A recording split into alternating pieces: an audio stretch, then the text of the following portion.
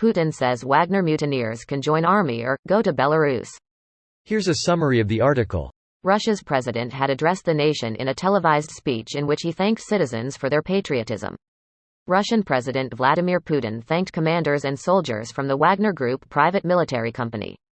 In a televised address to the nation, Putin said Russian society had consolidated and that most of Wagner's forces were patriots. He warned that any attempt of blackmail or unrest in Russia was doomed to fail. Putin gave the Wagner forces involved in the push towards Moscow late last week the options of joining the military, relocating to Belarus, or simply returning to their families. This is a breaking news story and will be updated. Skip next section. Related topics. Related topics. Vladimir Putin, Dmitry Medvedev, Russia's partial mobilization, Ukraine, Russia's war in Ukraine. Skip next section. More stories from DW. Go to homepage. This post received a score of 21,000, with an upvote ratio of 95%. Here are the top comments in response to this article. Off to that big Belarus in the sky. It's been a long journey from Moscow to Minsk, Rochelle. Rochelle. A young girl's strange, erotic journey from Milan to Minsk? A man of culture, I see. He was not a master of his domain. So Wagner is experiencing shrinkage? Ukraine is game to you? Closing square bracket, opening parenthesis. No soup for you. He was in the pool. Is go to Belarus, kind of like how pets go to live on a farm. So that is what this strategy reminded me of. Help make 'em peace with themselves and placate families, short-lived for sure, even when you know the truth about what is going to happen. At this point I'm curious if somehow this isn't some weird Trojan horse to get Wagner into Belarus, then whoops, it's Putin's. I doubt it. This whole rebellion made Putin seem incredibly weak. He spent decades building up his image as the tough guy, 1, and 2, just to see it destroyed in one day.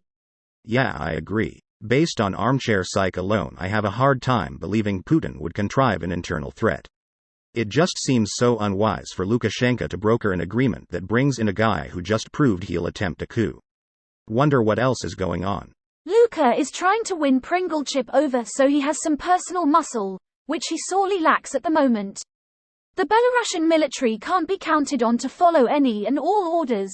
Note how they still won't actually invade Ukraine. So having a goon, with their own goon underlings, that owes you personally is a good move for him.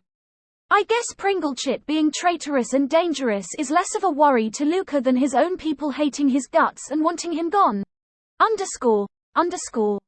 He may not be able to get the army to invade Ukraine, but he can count on them to repel any shenanigans Wagner might pull. Not because they like him, but because they won't let Wagner take over the country. Note that Pringlechip and his army of goons have no personal ties to Belarus, and can most likely be counted on to fight the Belarusian people if bribed appropriately. Wagner checks the Belarusian army to some extent, and the army checks Wagner.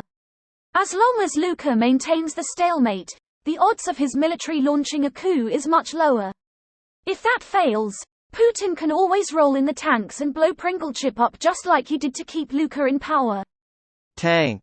It's just the one tank, actually. Wow, what a tough guy. Putin assassinates folks hundreds of miles away with nerve agents for just criticizing his regime. Meanwhile, a bunch of armed mercenaries try strong-arming Putin's government in country and he gives them a vacation. This video was automatically created by Reddit to speech.